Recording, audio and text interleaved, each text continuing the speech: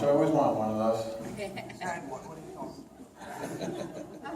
So, before we get started here, I just want to keep encouraging everybody. I actually want to thank Felipe for giving that wonderful testimony about his marriage, the someone was really that strong. And I really want to encourage this. It's something that I really want to establish in this new year called the Simchat Minute, where we just bring our praise reports before the congregation. And I know we all have such great stories of what the Lord's doing in our life. And I think we really should be sharing that. So I just want to keep encouraging that. If you have a testimony, please tell me, tell Rabbi, tell my wife, tell Jeannie.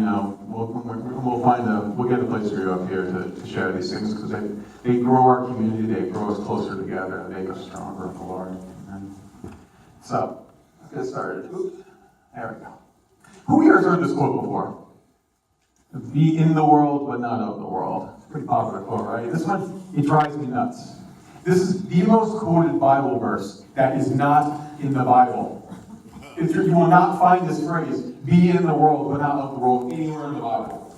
It's not there. Yeshua didn't say this. This is a Billy Graham quote. So, and it's a good one. I have no problem with it. I just wish people wouldn't quote it at me like it was scripture. So, what does this mean anyway? Be in the world, but not of the world. So, in Billy Graham's context, it means just what it sounds like. As believers in Messiah Yeshua, we're called to live physically in this world, but we need to surround ourselves with the Word to protect ourselves from the corrupting influences of the world, kind of like a deep-sea diver has to wear a pressurized suit to protect him from the crushing weight of the water. Be in the water, but don't drown, don't let it drown you. And that's good, but I think sometimes there can be this temptation to take it too far. Because sometimes we inflate our protective suit until it's not a suit anymore. It's a bubble now. Yes, we're protected, but we can't interact with the world around us in any meaningful way. We insulated ourselves to the point where we are so not of this world that we might as well no longer be in it at all. And that's not good. I don't think that's a good way to live. Live like a monk or a nun and cloister yourself away from the world. What good are we as Yeshua's representatives if we can't interact with the world that he died to save? So maybe this quote doesn't mean hide yourselves from the world. Maybe it means live with one foot in this world, another in heaven. All right, what does that mean? How do we do that? Is there any benefit to trying to live like that? So these are the questions I really want to challenge you with today. And I think we can find the answers to those questions in the life of the man who I want to study today. Today, let's talk about Joshua. So just to let you know what I'm doing here. All last year, I preached from the weekly Torah readings, and I started to do that again this year. But then I found myself focusing less on the Parsha and more on the people in the Bible. So I started the year with Noah, and then I went to Abraham, Isaac, Jacob, Joseph, and Judah. And if you want to listen to any of those messages, you can find them on the Simchat Yisrael podcast on our website or on our Facebook page. And I really recommend it because we have so much to learn from our ancestors. And decided I really want to keep going with this theme. So this year, rather than doing a Parsha study, I want to focus on the people of the Bible and what we can learn from them. So I've probably written about 100,000 words on Moses over the course of all my Parsha studies. So I decided to jump over him and tackle the next major figure, Joshua. And initially, I was really struggling with Joshua. As I was doing these character studies, I was really enjoying deconstructing these figures that we know so well, stripping away the layers of myths surrounding them, revealing the complex human beings underneath. The stories of our fathers were so interesting because the patriarchs, for all their greatness, were deeply flawed individuals, and they really just needed the grace of God to succeed. So even Abraham and Moses made mistakes, lots of them actually. And I found it was their flaws, not their perfection, that I was able to connect with on a human level. Because I'm just human too, right? So if Abraham's perfect, it's hard for me to connect with him. But if he's a human being with doubts and fears and mistakes, now I have something in common with him. But the problem with Joshua is this guy is a bloody superhero. Now, I read through his book, and the Tanakh has nothing bad to say about this guy. Joshua might be the most wildly successful leader in not just the Bible, maybe in history. From start to finish, it's a total success story. The book opens with God cutting a covenant of invincibility with Joshua. God tells him, no one will ever be able to stand before you all the days of your life. God guarantees victory and success and accomplishment for his entire life. And God keeps that promise. The book of Joshua is just filled with landslide victories over every enemy that Israel faces. Joshua, he doesn't even get to do anything. God just does the fighting for him. God sends the commander of his angelic armies to fight alongside Israel. He causes the walls of Jericho to fall down, and he rains boulders on top of his enemies. He causes the sun to stand still in the sky so the enemies can't flee in the night. And then he parts the waters of the Jordan River so the armies can pass through on dry land. If this was a video game, Joshua would be playing on easy mode. If you could, it's a tough book because if you could stomach some of the violence, the book of Joshua might actually be the most optimistic book in all the Tanakh. In contrast to the generations that came before and will come after them, Joshua's generation is just remarkably faithful and obedient to God. Joshua doesn't have to deal with any of the rebellion and grumbling that Moses did. Israel instead is loyal to God, and they listen to Joshua, and they get along with each other perfectly, and they're rewarded for it with victory over their enemies and a peaceful and easy settlement in the land. This book has a very happy ending. The Jews living peacefully in the land, and the entire nation promising Joshua that they will serve God faithfully. This guy is a superhero. He's perfect. The whole book, Joshua never makes a single mistake. He has no flaws, no faults, no failings, nothing for me to pick apart. Or does he? Joshua may be a superhero, but all superheroes have origins. Spider-Man, he may be able to, sling webs and climb walls. Before he was bitten by a radioactive spider, he was just like a skinny nerd. Captain America, he may have single-handedly won World War II. Before he was given the super soldier serum and cool shield, he was just like the skinny nerd. And the Hulk, he may be the world's strongest hero, but before he was caught in a gamma explosion, he was also a skinny nerd. Okay, I'm seeing a pattern here with Marvel Comics. Let me move on. So the point is, maybe Joshua wasn't always the superhero we see in his book. So today, I want to take a look back into Torah and look at Joshua before he was a mighty hero, back when he was still just a skinny nerd learning how to be a leader. I want to dive into Joshua's origin story and see how his flaws and his weaknesses didn't hold him back, but instead transformed him into one of the greatest leaders in Jewish history. And maybe find out what it has to do with living with one foot in this world and one foot in heaven. So if you have your Bibles with you, we can open up to Exodus 17. Meet Joshua for the first time. So, what do we know about Joshua? Initially, it's not very much.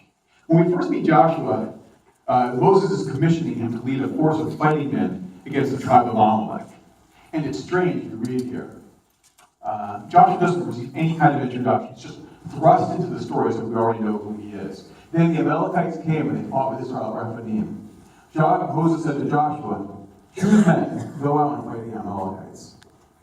No introduction at all, it's just that we're supposed to know who he is. Now, much later on in the Bible, in the book of Chronicles, we find out that Joshua is the grandson of Elishama, who, if you know the book of Numbers, was the leader of the tribe of Ephraim. But the Torah seems to intentionally omit this detail because it wants us to focus on Joshua's personality and character rather than on his pedigree. So, what do we know about his character? We're going by the near superhuman way he's portrayed in his book. You would think that Joshua must have been just like the perfect disciple to Moses. He must have been wise and brave and a great leader, right? It's what you think, but it's not what we find out. Let's jump to Exodus 32, Joshua's second appearance, the first time he speaks in the Bible. So this is Joshua's big moment here. We're finally going to learn something about him from his own mouth. Now, you're all familiar with this story. Moses has gone up to the top of Mount Sinai to receive the Ten Commandments from God. And he's been gone 40 days, and while he was away, the children of Israel had made themselves a golden calf to worship. God tells Moses what's going on, and Moses runs down to deal with the situation. On the way down the mountain, he meets Joshua, who had come up the mountain with him, but didn't ascend all the way to the top. So Joshua has been waiting for his master to return. And when he sees him, Joshua runs up to him and says, Moses, Moses, do you hear that? There's a great cry coming from the camp. It's the sound of war. Our people are under attack. And Moses says, that's not the sound of war. It's the sound of singing.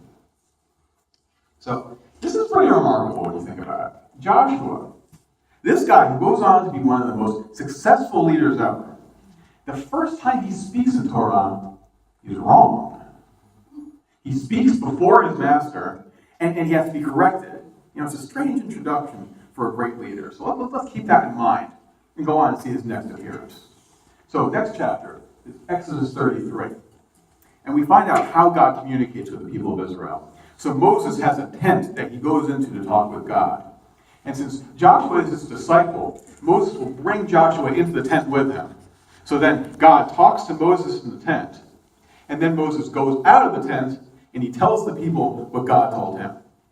And the strange thing we read here is that when Moses would go out to talk with the people, Joshua would stay in the tent. It seems like Joshua is more observing Moses' leadership than doing any leading himself. He gets to see Moses in action with God and with the people, but Joshua himself, he seems very secluded. So God doesn't speak directly to him, and Joshua doesn't speak directly to the people. We don't really get a sense that Joshua is connecting or relating very well to the people here. Now let's jump again to Numbers 11:28. This is Joshua's next appearance, and the second time he talks in Torah. So this time the situation is Moses has appointed elders over the camp, and two of them are prophesying in the camp, kind of without his permission. So when he hears about this, Joshua gets really upset, and he runs to Moses, and he says, Moses, these guys are prophesying to the people without your permission. You have to stop them. And then Moses says, leave them alone. Why are you angry on my account? I wish God would put his spirit on the entire camp. It's pretty incredible. The second time Joshua speaks in Torah, he once again speaks before his master. Once again, he's wrong. Moses has to correct him. So this is an interesting picture that the Torah is painting of Joshua. So far, he's got a pretty bad track record. And the Midrash really picks up on it. In Kohelet Rabbah, the rabbis of the Talmud are worried that the man who will one day lead a nation of 600,000 people, who will be both a military and a religious leader, this guy can't distinguish between the sound of war and the sound of worship.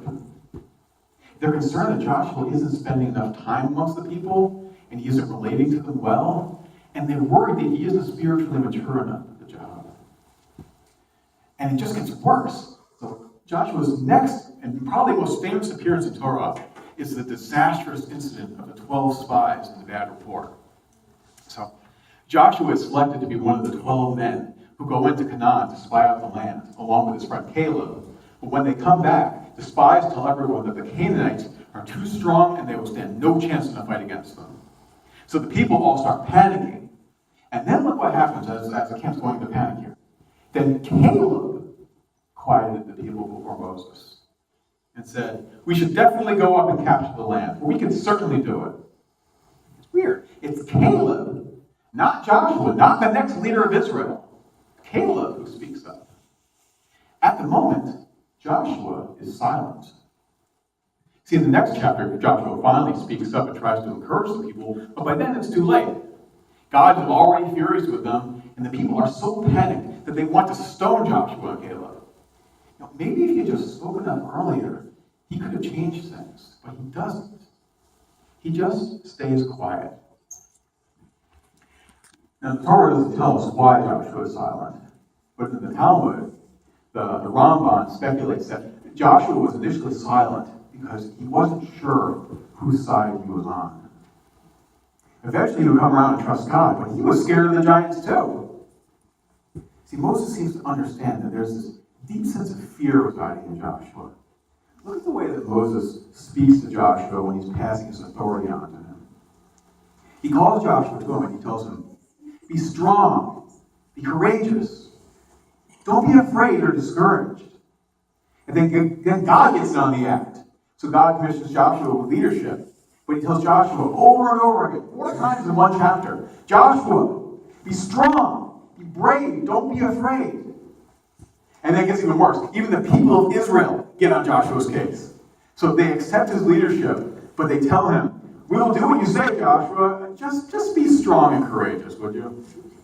So everyone seems worried that Joshua isn't going to be brave. Otherwise, why would they tell him over and over again? So this does not bode well for Joshua. It makes sense that Moses and God will tell him to be strong. When the people have to tell their own leader to be brave and strong, do they really have confidence that Joshua can lead them? So the Talmud doesn't seem to think so. The Midrash teaches that when Moses died, the elders of that generation lamented. And they said, alas, Moses' face is like the sun, and Joshua's is like the moon. See, the moon is just a pale reflection of the sun. How will Joshua lead the nation when he's just a pale reflection of Moses? So, as the Torah comes to a close, we're left with a pretty grim situation. For all his greatness, Moses always struggled to lead the children of Israel successfully. They questioned his every decision. They didn't trust him. They rebelled against him. And they rebelled against God time and again. Now, Moses is gone. And it's up to Joshua not only to lead these people, but to lead them into the promised land and into war. But Joshua isn't the leader that Moses was. Moses was the sun, and Joshua is just the moon. He seems to have everything working against him. But then, we turn the page to the book of Joshua, and we see that the opposite is true. Joshua was a wildly successful leader. And more than that, the stiff-necked grumblers of Moses' day, they seem to have transformed into a nearly perfect generation. Throughout the whole book of Joshua, the people virtually never sinned. And what's even more amazing, the people never complained to Joshua. The same people who made Moses tear out his beard with all their whining, they never complained. Is this even the same group of people? It's astounding. Even when Israel suffers its one and only defeat, when they battled against the city of Ai in chapter 7, even then, they don't come running to Joshua complaining. What happened?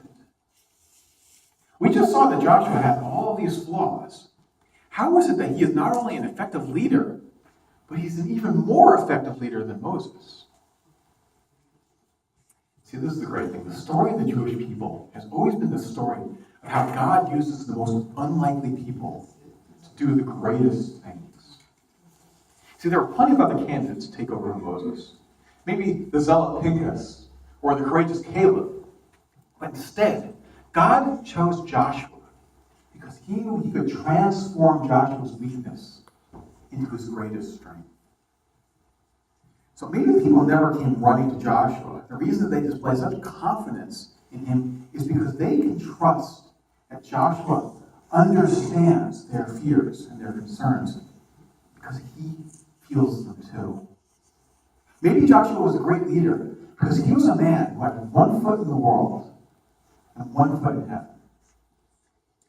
Let's look back at the instance with the spies, and I'll show you what I mean there. When the spies bring back a bad report, Israel basically divides into 2 different factions. So Moses and Caleb are firmly on the side of taking the land.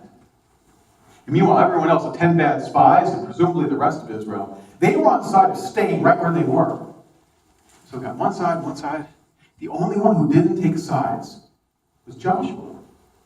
He didn't leap to Moses' defense or throw in his hat with the bad spies.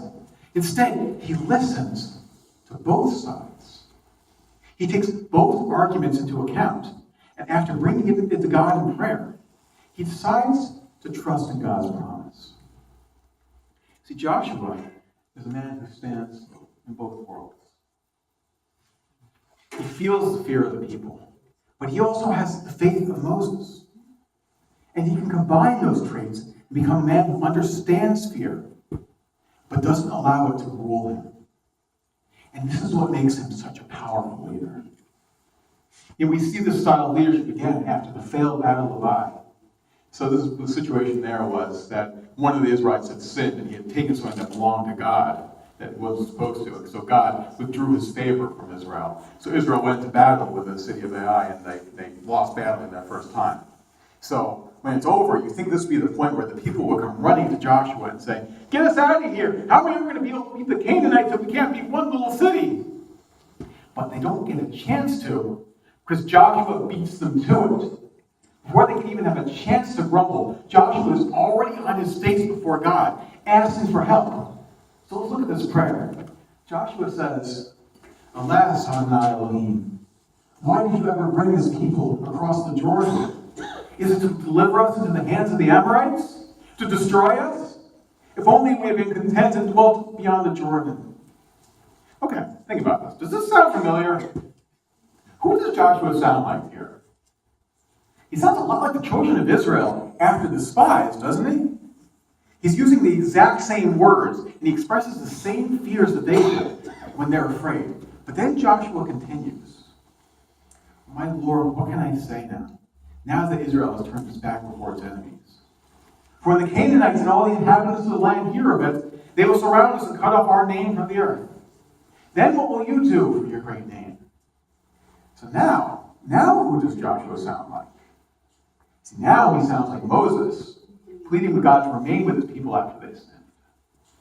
Joshua is a man who stands in both worlds. He understands both the people and Moses. He can sympathize with Israel, share in the anxiety and their concerns, but then he also has that same powerful faith as Moses. And he can bring those fears, and he can lay them at God's feet. The children of Israel don't have to complain to Joshua, because they know that he's worried about the same things that they are, and he's taking care of them. They trust Joshua, and they're willing to follow him because Joshua is one of them, and they know that he has their back. When the Talmud says that Moses is the sun and Joshua is the moon, yes, that means Joshua is in some ways less than Moses. But the thing is, you can look at the moon, but you can't look at the sun. Joshua was accessible and relatable to the people in ways that Moses never was. See, Moses spoke to God face to face as a man talks to his friends. Moses' face shone so brightly that people actually couldn't stand to look at him. He had to wear a veil when he was around them. So no wonder that people couldn't relate to him. Moses was a man who stood with both of his feet in heaven. The rest of Israel still had their feet all the way down on earth. But Joshua, he had one foot in heaven and the other down on earth. He had a powerful faith in God and a deep connection with his people because he understood and lived in both of those worlds. He was able to lead his people into God's promise. So, this idea of Joshua having one foot on earth and the other in heaven, it isn't just my idea. It's confirmed in Scripture. The book of Joshua spends a lot of time portraying Joshua as the new Moses, and there are striking similarities between their lives, but there are subtle differences. So we all know the story of Moses at the burning bush, right? When he approached, God told Moses, "Come no closer. Take your sandals off your feet, for the place where you are standing is holy ground." Well, Joshua had a similar experience. One time before battle, he encounters the commander of God's army, and the angel tells him, "Take your sandal off your foot, for the place where you are standing is holy." See, it sounds the same, but the difference is, that the rabbis point out, is that Joshua was told to only remove one of his sandals. See, in the Bible, the wearing of shoes is meant to represent our connection to human nature. That's why when we say the Kedusha during the Amidah, we raise up off of our feet to symbolize breaking away from our bodies to enter heaven. When Moses stood before God, he took off both of his sandals, because Moses lived completely in God's world. He stood with both of his feet in heaven. But God tells Joshua, "Leave one sandal on. You're going to need it." And I think as we walk with God, I think we need to keep our sandals on as well, at least one of them. We should never become so holy that we lose the ability to reach out and relate and understand other people. Yeshua never did. As closely as he walked with God, closer than any man, closer than even Moses, Yeshua always kept one foot on the ground. Yeshua never distanced himself from people or detached himself from a world that was too sinful for him. He ate with the sinners. He touched the lepers. He visited the homes of tax collectors. He gave living water to the Samaritans.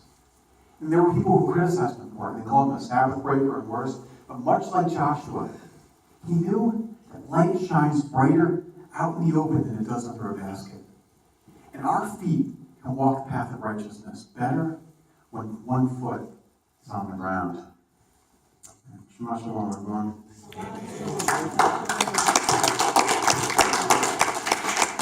I'm going to go back behind the bema here and we will conclude our service.